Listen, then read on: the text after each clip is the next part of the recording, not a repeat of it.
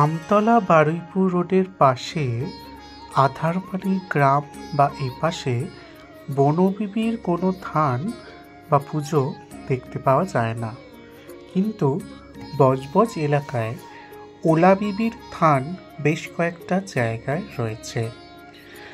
ভেদবমি বা কলেরার মরক নিবারক দেবী হলেন ওলাবিবি। একসময় কলেরা ও বসন্ত সবথেকে সংক্রামক রোগ ছিল। বসন্ত, কলেরা, ডায়রিয়ার সঙ্গে কালাজ্বর, টাইফয়েড যুক্ত হয়ে গেছিল। বজবজে চড়িয়াল বাজারের একপাশে ওলাবিবির থান রয়েছে। আগে এর পাশে অনেকটা জায়গা ফাঁকা ছিল। এখন ব্যবসায়ীরা ফাঁকা জায়গাটুকু অধিকার করে বসে আছে। কালীপুর গ্রামেও বজবজ তাপবিদ্যুৎ কেন্দ্রের রেল লাইনের পাশে স্থানীয় মানুষের কল্যাণে খুবই মর্যাদাপূর্ণ থান আছে। এছাড়া আমরা এই থান দেখতে পাই আচিপুরের রাজীবপুর পাত্রপাড়ার গ্রামে। সেখানে আজকে অনুষ্ঠিত হলো ওলাবিবির বিশেষ পুজো। চড়িয়ালে মাঘ মাসের শুক্লপক্ষের মঙ্গলবারে ওলাবিবির পুজো হয়।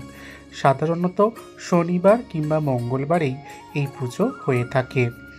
লাল বড় খানিকটা কাপড়, মালা, বাতাসা, গাঁদা ফুল, ধূপ আর খানিকটা দুধ নিয়ে মেয়েরা পুজো দিতে আসে।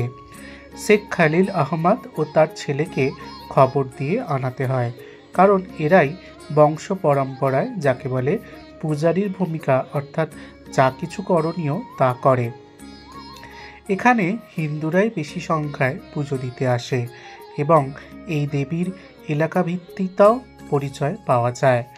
যেমন ব্যঞ্জনহেরিয়া শিবতলার আদিবাসীরা পাড়ার পঞ্চাননতলায় ফাল্গুনের শুক্লপক্ষে শীতলার বার বা রেঁধে খাবার বার করার আগে চড়িয়াল বাজারের ওলাবিবির থানে পুজো দিয়ে আসছে প্রায় শতাধিক বছরের বেশি থেকে। কিন্তু কালীপুরে ওলাবিবির থানে হিন্দুরা খুব একটা যায় না, সেখানে মুসলমানরাই যত্ন নেন। কিন্তু অপরদিকে রাজীবপুরের এই পাত্রপাড়ার এই গ্রামে সেখানে সমস্ত হিন্দু মহিলারাই সাধারণত অংশগ্রহণ করেন। শুরুতে কোনো একজন মুসলমান গুরু এসে সেই পুজোর সূচনা করেন এবং তারপর ধীরে ধীরে গ্রামের মহিলারা সেখানে পুজো দেওয়া শুরু করে।